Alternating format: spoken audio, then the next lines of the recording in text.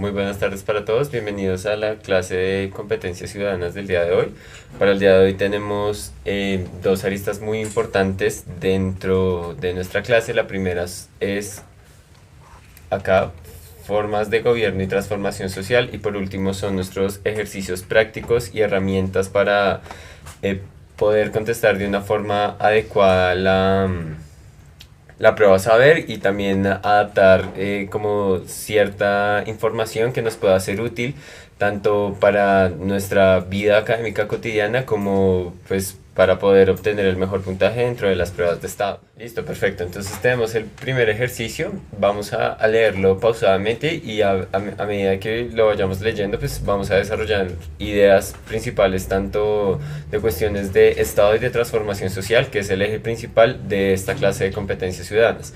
Ahora, pues lo primero que hay que tener en cuenta dentro de las competencias ciudadanas es el contexto. Si ustedes pueden ubicar la incógnita dentro de un contexto específico, sea histórico o espacial, van a tener una herramienta más para poder llegar a una solución práctica. Ahora, vemos que pues tenemos un contexto nacional, un contexto local, que sería el lugar donde cada uno de nosotros esté habitando, un contexto nacional, que puede ser Colombia o otro lugar, un contexto latinoamericano y otro mundial que tiene que ver con, por ejemplo, tendencias políticas, tendencias económicas, y que precisamente hay que entender que muchas veces las competencias ciudadanas funcionan como un sistema, y es un sistema que termina siendo teórico y académico en algunos aspectos como en otros no. ¿Listo? Entonces Colombia es un estado. En el mundo hay 195 estados reconocidos y otros que luchan por su independencia. Para ser un estado reconocido se requiere un territorio propio, una población, un territorio propio, una población que habite en este territorio, y unas leyes y gobierno y un gobierno que controle el territorio y la población. Palestina, territorio ocupado por Israel, es reconocido como un estado independiente porque. Ahora, primer elemento. Tenemos acá dos contextos específicos. El primero es el colombiano, pero no, el eje central de la pregunta no parte en Colombia, sino que se toma Colombia como uno de los ejemplos para poder entender eh, como la formación de un estado. Entonces acá nos dan las herramientas de un estado que habla de un territorio propio, una población, y nos colocan el ejemplo de Palestina, territorio que es ocupado por Israel, no es reconocido como un estado independiente porque. Ahora, hay que tener muchísima atención en estas cuestiones de signos de puntuación, porque si ustedes se dan cuenta, la pregunta acá no termina ni con punto, ni con coma, ni con nada. Entonces esto quiere decir que ustedes deben complementar esta oración a partir de las opciones de respuesta. De esa forma, si ustedes se dan cuenta, las opciones A, B, C y D no empiezan con mayúscula. Entonces, por ende, es la complementación de esta frase, más no generar otra idea. Entonces, se puede leer: Palestina, territorio ocupado por Israel, no es reconocido como un estado independiente porque tiene una población con identidad nacional, pero le falta un territorio propio. B, le falta un gobierno autónomo, porque le falta un gobierno autónomo. C, porque carece de un gobierno a pesar de tener territorio y población con identidad propia. Y D, porque carecen de una población con identidad nacional. Entonces, ¿qué de estos elementos que estábamos desarrollando un poco con la idea principal de qué es un estado reconocen ustedes? Entonces, acá nos devolvemos, por ejemplo, para entender que es el primer elemento. Si quieren, pueden ir anotando y pues dentro de sus cuadernos y esto, para organizar como las formas en las que se compone un estado. Si hay 195 estados que son reconocidos y otros que luchan por su independencia, entonces eso nos hace entender que hay poblaciones agrupadas de manera estatal que no necesariamente tienen las aristas que se cumplen de una forma estatal, que es una población que habita en este territorio, entonces es en un espacio nacional, qué sé yo, se requiere un territorio propio, entonces que hayan unas fronteras claras en donde habite esta población, y pues también como que culturalmente existan códigos similares para que esta misma población pueda reconocerse en un espacio territorial claro.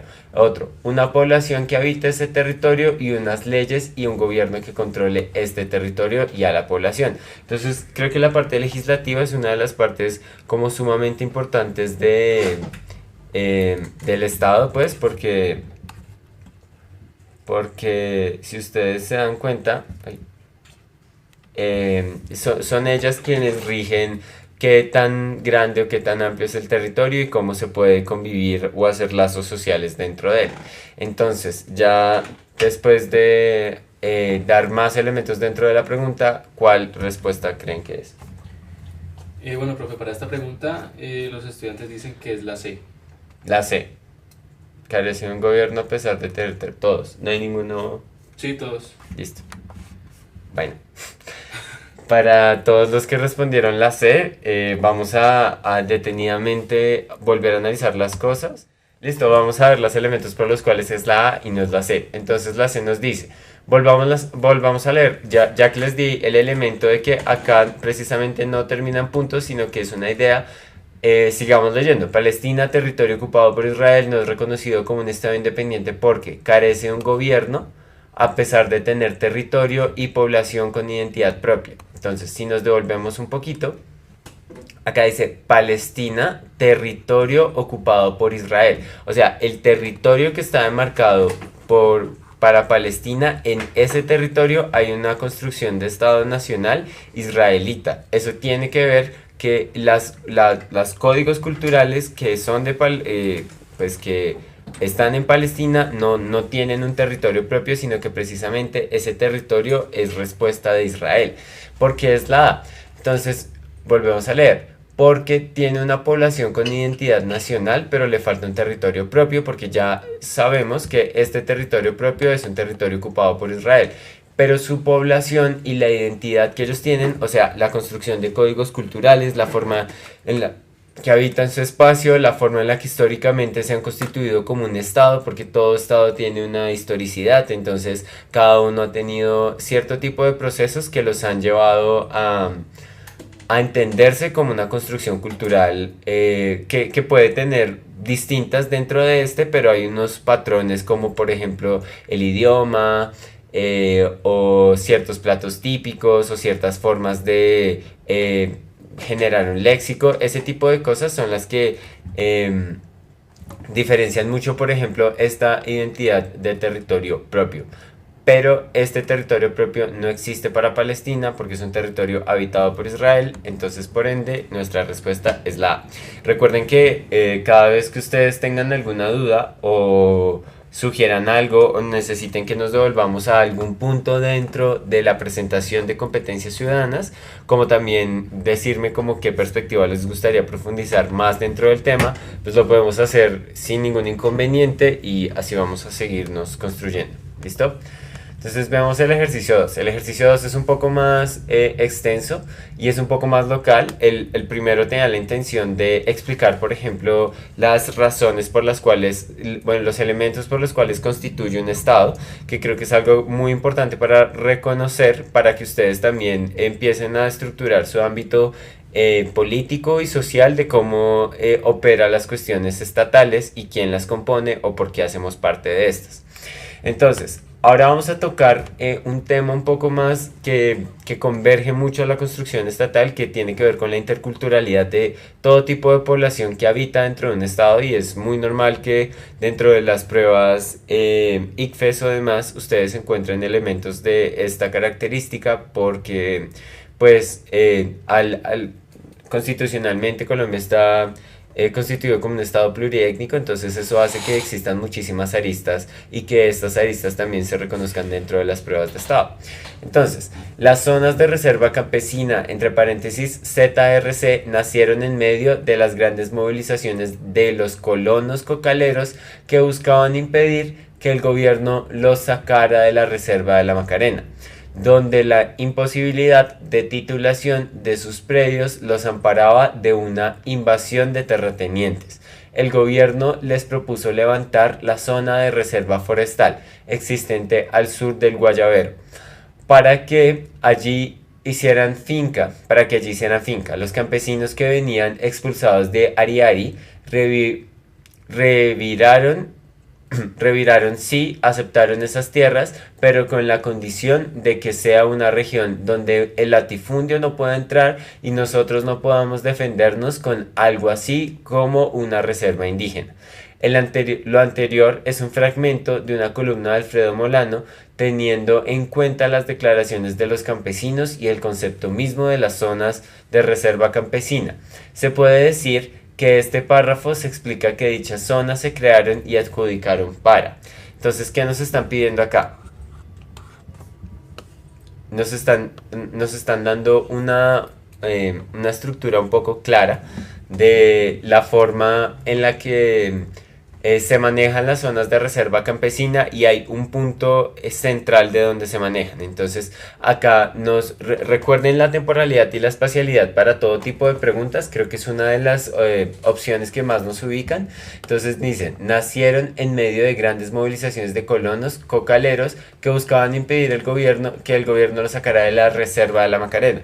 Si alguien sabe dónde queda la reserva de la Macarena, entonces ya va por ejemplo, a tomar elementos de qué tipo de cuestiones bioclimáticas existen acá, si es selva, si no es selva. Para los que no sepan, la Reserva de la Macarena queda en el sur del departamento del Meta, que es un departamento pues, que pertenece a los llanos orientales, entonces por ende no hay grandes formaciones montañosas, y al no existir grandes formaciones montañosas, vamos a encontrar llanos que muchas veces van a ser áridos, otras veces van a tener un ecosistema de selva. Entonces en los ecosistemas de selva se pueden cultivar caucho o demás opciones territoriales, pero ahí no nos están hablando del caucho, sino nos están hablando de la coca. Entonces vamos a entender que probablemente esta zona es un poco más llana que selvática, aunque pueda tener como de las mismas opciones. Nos están dando otra opción que es Alfredo Molano. Alfredo Molano no estoy seguro si es sociólogo o antropólogo, pero pertenece a alguna de estas dos disciplinas y ha realizado estudios frente a la interculturalidad colombiana para pues, que estos se puedan posicionar de una manera más consciente dentro de la Constitución y dentro de sus derechos. Entonces, ya que tenemos más elementos, aparte de los de la pregunta, vamos a volver lo que nos está preguntando, vemos las opciones de respuesta y ustedes me dicen si es necesario que nos devolvamos al texto como tal o si podemos seguirlo desarrollando así. Lo anterior es un fragmento de una columna de Alfredo Molano, teniendo en cuenta las declaraciones de los campesinos y el concepto mismo de las zonas de reserva campesina. Se puede decir en este párrafo, se explica que dichas zonas se crearon y adjudicaron para A. Para hacer de la economía del campo y de la siembra de cultivos productivos en latifundios algo menos violento. B. Darle empleo a los cocaleros para que dejaran de ser cocaleros y entonces se redujera la violencia. C. Proteger el medio ambiente en un medio en el que el narcotráfico y los terratenientes lo ponían en riesgo. D. Para que el gobierno echara a los colonos cocaleros de la región que estaban dañando el medio ambiente. ¿Ustedes qué dicen? ¿Hay una pregunta? Sí, profe, hay una pregunta. Sí. Es de Tatiana y es: ¿por qué es importante que un país sea reconocido? ¿En qué afecta el no serlo? Vale. Listo. Entonces nos podemos devolver. Ay. Bueno. Mientras ustedes piensan lo de las zonas de reserva campesina y esto, voy a responder la pregunta de Tatiana.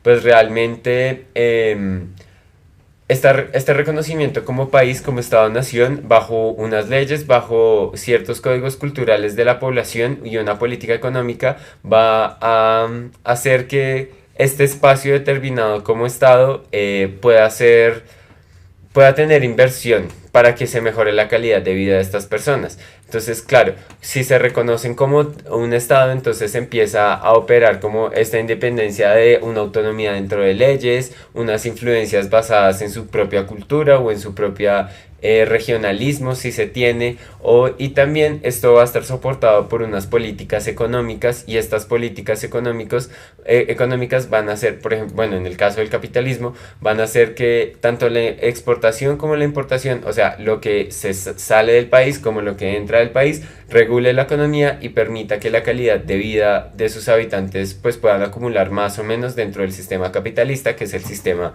en el cual nosotros vivimos. El no tener reconocimiento como un Estado-nación impide que este tipo de cosas sean reconocidas bajo organismos internacionales como la ONU o demás, y que la solidez de su economía dependa de alguien más, o sea, dependa de dónde está centrado, por ejemplo, el Estado. Entonces realmente generar una autonomía pues ha sido como uno de los proyectos políticos más fuertes que siempre se han tenido en el mundo colonizador, porque esto hacía que se pudieran confrontar cierta cantidad de leyes y se pudiera crear una soberanía y una autonomía tanto para la población como para las grandes clases. Lo que pasó mucho tiempo dentro de la colonia, por ejemplo, fue que, bueno, se empiezan a liberar ciertos países en América Latina, muchísimo más posterior en África, y estos países pues no obedecieron tanto a la soberanía y a los códigos culturales que se tenían dentro de estas mismas culturas, también porque fueron colonizaciones muy violentas, y eso impidió que se desarrollaran como de acuerdo a las necesidades que ellos tenían.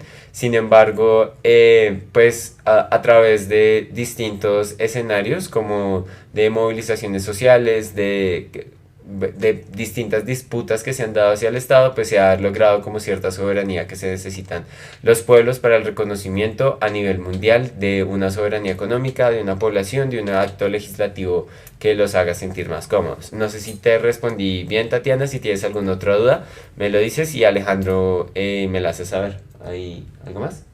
Listo. Entonces, bueno, han dicho respuestas con respecto a la zona. Quedaron mudos. Mudos. No han dado ninguna. Bueno, ¿creen que es mejor devolvernos al texto a desmenuzarlo aún más?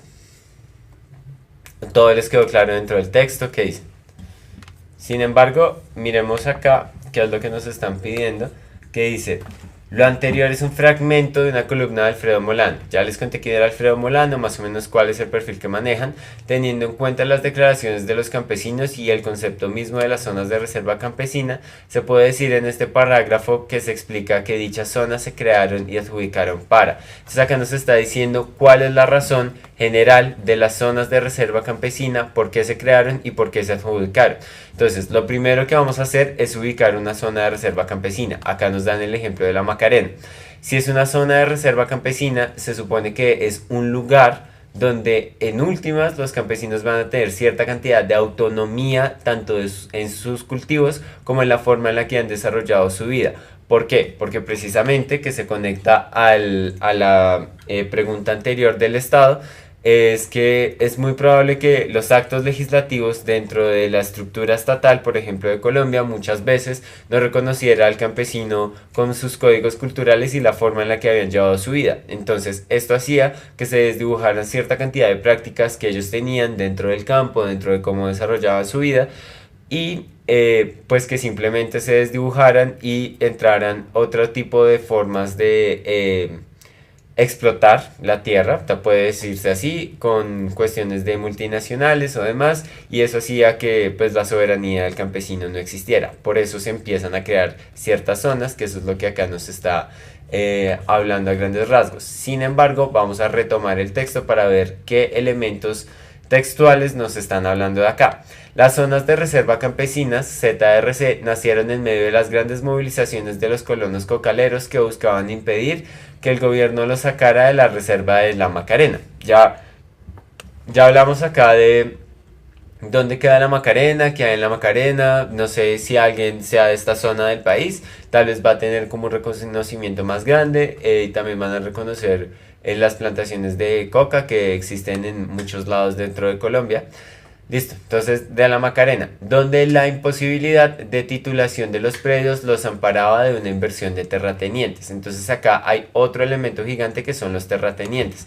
Los terratenientes se pueden leer de muchas formas. Normalmente son personas que buscan seguir colonizando más y más predios para poner a andar cultivos de extensivas proporciones. Estos cultivos de extensivas proporciones muchas veces o se saca la materia prima, simplemente lo que se cultiva se saca y se exporta, o se genera un proceso de industrialización que va a generar mayor economía pues para estas empresas. Ahora, lo que me parece complicado es que estos terratenientes muchas veces cuando no se querían salir pues los campesinos porque era su tierra, porque era donde se habían creado, era donde habían creado sus juegos culturales, existían desplazamientos forzados por estas o habían como otro tipo de inconvenientes acá. Entonces acá el gobierno les propuso levantar una zona de reserva forestal existente al sur del Guayabero para que allí hicieran finca. Los campesinos que venían expulsados de Ariari, que es otra zona, reviraron y dijeron pues sí, aceptamos estas tierras, pero con la condición de que sea una región donde el latifundio no pueda entrar. Entonces acá es como estas zonas de reserva campesina en última son actos institucionales que buscan mediar entre las tensiones de los latifundistas y los campesinos.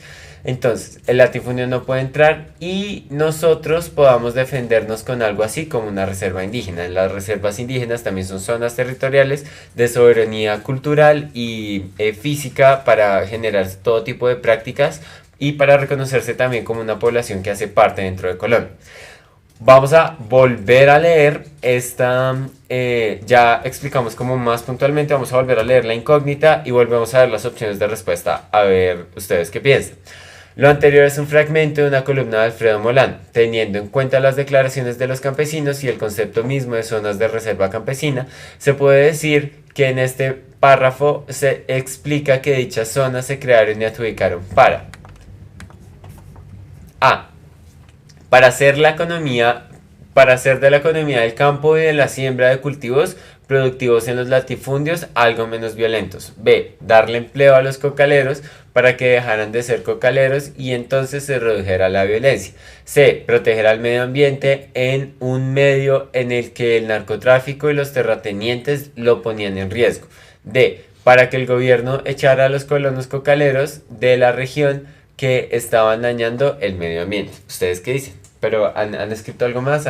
¿Tienen alguna duda? Eso es importante. Si tienen alguna duda tanto de las zonas de reserva campesinas, los cabildos indígenas, las zonas indígenas que existen y, por ejemplo, las tensiones que han habido como con otro tipo de colombianos, pues también hace parte de las tensiones que produce un Estado.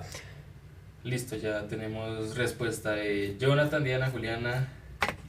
Pero todos dicen que es la A. ¿Todos dicen que es la A? Sí. Listo, ¿hay alguno que no? No, por el momento no. Todos dicen que es la A. Listo. Bueno, la respuesta es la C. ¿Qué pasó? Entonces, vamos a mirar por qué. Proteger el medio ambiente de un medio en el que el narcotráfico y los terratenientes lo ponían en riesgo. Vamos a ver por qué es la C y por qué no es la A. Entonces, ustedes ya me descartaron la B y la D, y bien. Pero entonces acá la D dice, para hacer de la economía del campo y de la siembra de cultivos productivos en los latifundios algo menos violento. Entonces acá creo que el eje central de por lo cual no crearon las zonas de reserva campesina, o sea, bueno, sí uno es la violencia, pero también tiene que ver la forma de prácticas que estos interfieren. Por eso les decía que si ustedes tienen un poco de contexto, esto también pasa dentro de la lectura crítica y es que uno tiene que tener ciertos elementos que sitúen la problemática pues espacial y temporalmente, pero que también en esta temporalidad que se situaron, pues ustedes puedan entender que hay otros lazos dentro de esto. Entonces, el medio ambiente se estaría defendiendo porque, bueno, las prácticas latifundistas y del narcotráfico hicieron que, pues, más allá de violencia, también se empezara a declinar las condiciones tanto de los suelos como de las prácticas que existían dentro de estos suelos y también que no estaban de acuerdo como que estos cultivos extensivos eran muy agresivos con la tierra que estaba ahí y era tierra que era utilizada por campesinos y estos campesinos pues más allá de cuidar el medio ambiente a su estilo también tenían una forma más consciente de vivir en ese espacio específico. Entonces precisamente si nos damos cuenta acá,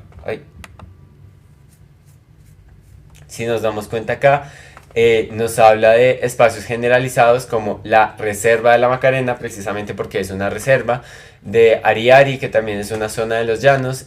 Sí aceptamos estas tierras, pero con la condición que sea una región donde el latifundio no pueda entrar y nosotras no podamos defendernos con algo así como una reserva indígena. Pues resulta que acá había que tener claro las formas en las que actúa el latifundio y cómo agresivamente ha violentado este tipo de tierras.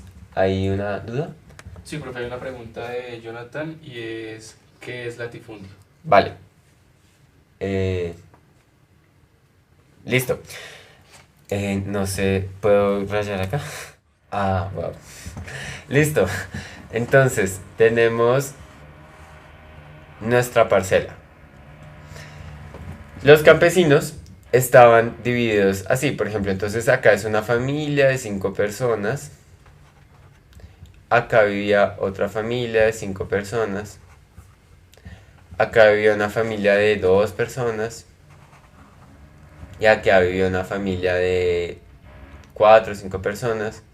Listo. Entonces vamos a dividirlo esto así, así. Perdón por mis dibujos feos, pero... Listo. Entonces acá otra familia, otra familia, otra familia, otra familia, otra familia, otra familia. Por acá lejos quedaba el pueblo. O bueno, puede que no tan lejos, digamos que esto es una iglesia. O sea, acá estaban los caminos para llegar al pueblo, acá la gente iba acá y había una plaza de mercado. Entonces, esto se llama también economía de subsistencia. La economía de subsistencia quiere decir que esta familia de 5 personas, de 2, de 3, de 4, cultivan esta tierra, donde está este cuadrito que los estoy mostrando, para vivir. Entonces ellos cultivan yuca, papa, arracacha, arándanos, naranja. Bueno, la naranja y la papa no se ven del mismo lado, pero... Gracias. Frutas, bueno, y demás para ellos comer. Bueno, también tenían una vaquita para la leche, unas gallinas para los huevos y unos marranitos para comer en las fiestas especiales. Entonces, ellos comían y el excedente que quedaba del cultivo de maíz, del cultivo de papa y demás, iban caminando y lo vendían en la plaza principal del pueblo a otras personas, puede ser de las mismas veredas o de otros lados que vinieran. Esta familia hacía lo mismo, está lo mismo, está lo mismo, está lo mismo, está lo mismo, está lo mismo, está lo mismo. No era...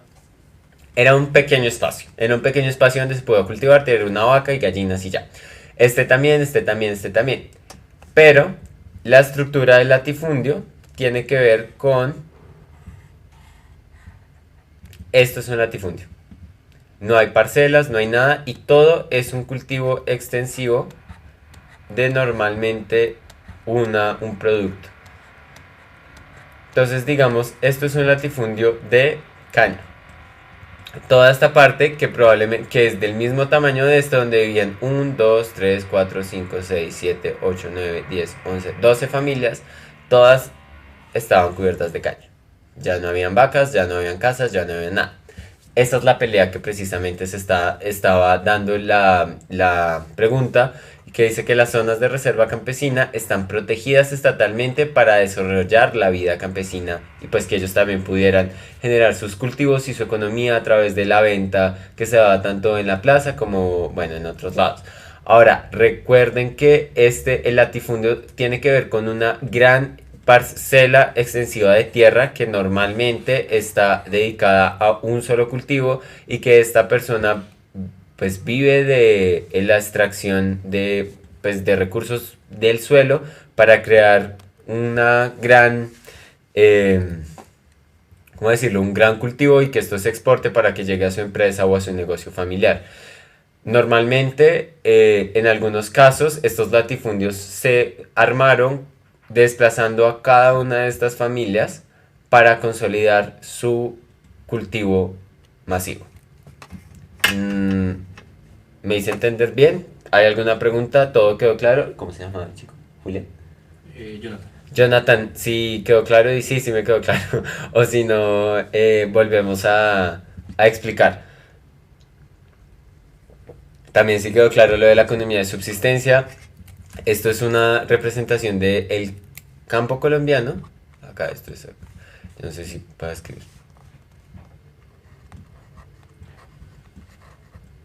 Lo estoy intentando. Campo colombiano. Bueno, no solo en Colombia, sino en muchos países de América Latina pasó algo similar, entonces tenemos claro que el latifundio es un terreno de tierra extensivo. ¿Listo? Como este. ¿Existe alguna otra duda con esta pregunta? Ya hablamos, puntualizamos un poco de los campesinos, de las formas de las familias campesinas, la forma en la que se cultivaba y bueno, y la forma en la que también hay unos cultivos extensivos en este momento. ¿Todo bien? ¿Seguimos?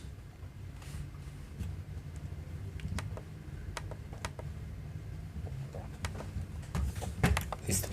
Entonces acá tenemos el ejercicio número 3. Yo, los que ya han tenido clase conmigo, insisto todo el tiempo de que tenemos que leer de dónde se tomó. Ay Dios, ¿cómo se borra? Bueno, ya. Tomado de modernidades, nueva constitución y poderes constituyentes, Miguel Ángel Herrera Sagain, Universidad Nacional de Colombia. Entonces, empezamos a leer. Creo que el objeto explícito de los constituyentes y del proceso es fortalecer la nación. Es muy importante redefinir la nación porque se habla mucho de ella, porque el término identidad nacional aparece con frecuencia en esa constitución y porque al mismo tiempo existe la necesidad de reformular una especie de pacto social en un pacto de paz.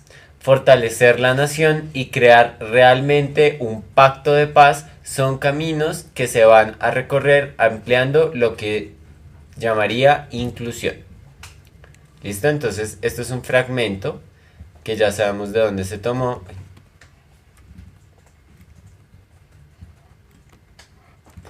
Ya sabemos de dónde se tomó, que es de modernidades, nueva constitución y paredes constituyentes.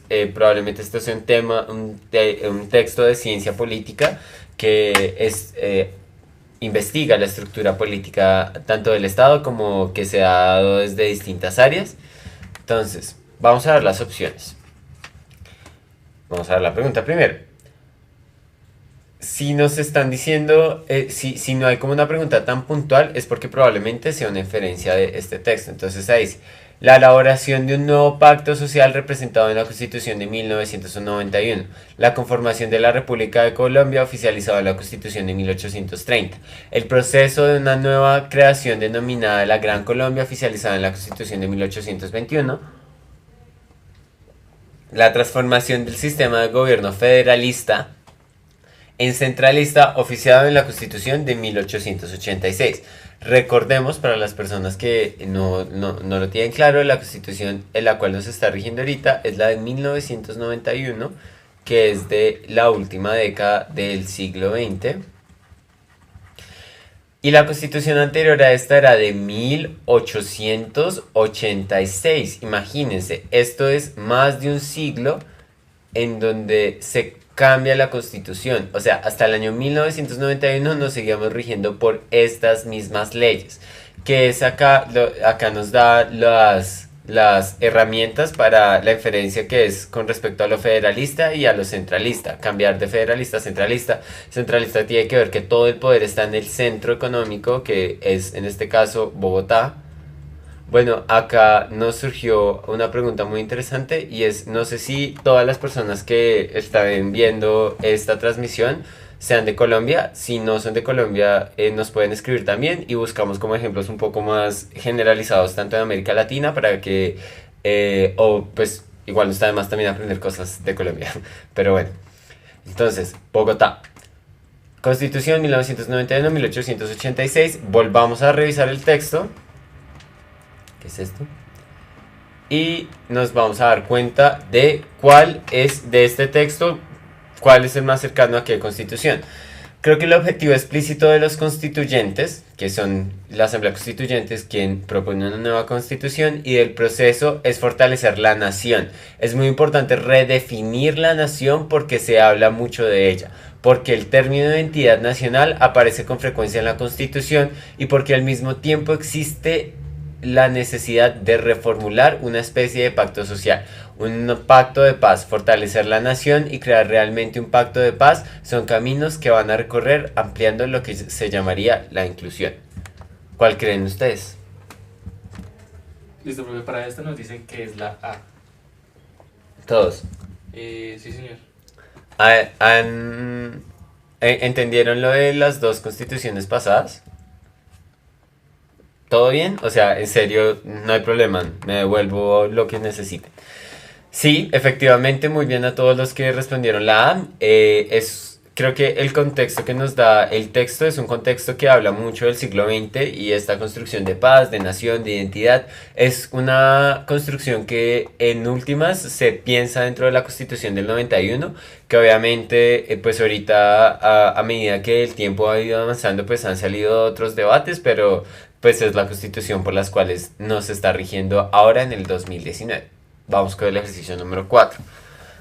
Entonces, vemos que el resultado más llamativo del informe es que por primera vez ofrece una cifra consolidada de las personas que entre 1970 y 2015 desaparecieron forzosamente. En el país, en el país 60.630. El número es escandaloso y debería sacudir las instituciones del Estado, a la sociedad y a la comunidad internacional, pues deja claro que en la historia reciente este crimen ha sido más fuerte en Colombia que en cualquier otra parte del hemisferio occidental. La cifra está por encima de la guerra de los Balcanes en los años 90 y de las dictaduras en América del Sur en las décadas de los 70 y los 80. En el párrafo anterior, que forma parte de un estudio de la revista Semana sobre Colombia, el estudio que se desarrolla es sobre A. Desapariciones forzadas. B. Geopolítica. C. Economía. D. Historia de las FARC. ¿Qué creen ustedes? Tengan en cuenta que es una cifra que tiene 40 años. Del 70 al 2015. Ah, no, 45 años. No soy de matemáticas. Bueno, el caso es, sí, son 45 años. Entonces, pues es un periodo de tiempo muy, muy, muy, muy largo. Ay, no sé cómo borrar esto. Listo, profe. Sí, igual todos nos dicen que es la A. Listo. Muy bien a todos. Creo que era un elemento fácil de captar, pero no era tanto lo fácil de captar, sino para que ustedes también dimensionaran mucho cómo se ha constituido toda la segunda mitad del siglo XX para Colombia y que nosotros en últimas, para tenerlo en nuestra gran bolsa de contextos, que en últimas se van uniendo todos, pues nosotros somos resultado de este tipo de cosas. Entonces ahí uno puede hacer un análisis más específico de las preguntas que tengan que ver con Colombia para que ustedes reconozcan en qué periodos existe el conflicto armado, qué pasaba antes del conflicto armado, cómo son las estructuras políticas y demás, que más adelante vamos a seguirlas desarrollando. Entonces vamos con el ejercicio número 5, que nos dice: uno de los argumentos centrales de la tradición del pensamiento marxista sobre el imperialismo es que existe una relación intrínseca entre el capitalismo y la expansión, y que la expansión capitalista inevitablemente adquiere la forma política del imperialismo. El propio Marx escribió muy poco sobre el imperialismo, pero sus análisis de la expansión capitalista son esenciales para toda la tradición crítica. Lo que Marx explicó con claridad es que el capital opera constantemente a través de una reconfiguración de las fronteras entre lo interior y lo exterior. En realidad, el capital no funciona dentro de los confines de un territorio fijo y una población fija, sino que siempre sobrevalúa sus límites e incorpora nuevos espacios en su interior. El anterior fragmento forma parte del libro de Michel Hart y Tony Negri. Se resume principalmente el pensamiento marxista sobre el capitalismo que, recuerden que acá nos está diciendo principalmente el pensamiento marxista sobre el capitalismo, pero no es lo generalizado de que ustedes saben de Marx y la órbita, sino es con respecto a los puntos claros que nos está dando este fragmento. Miremos las opciones de respuesta.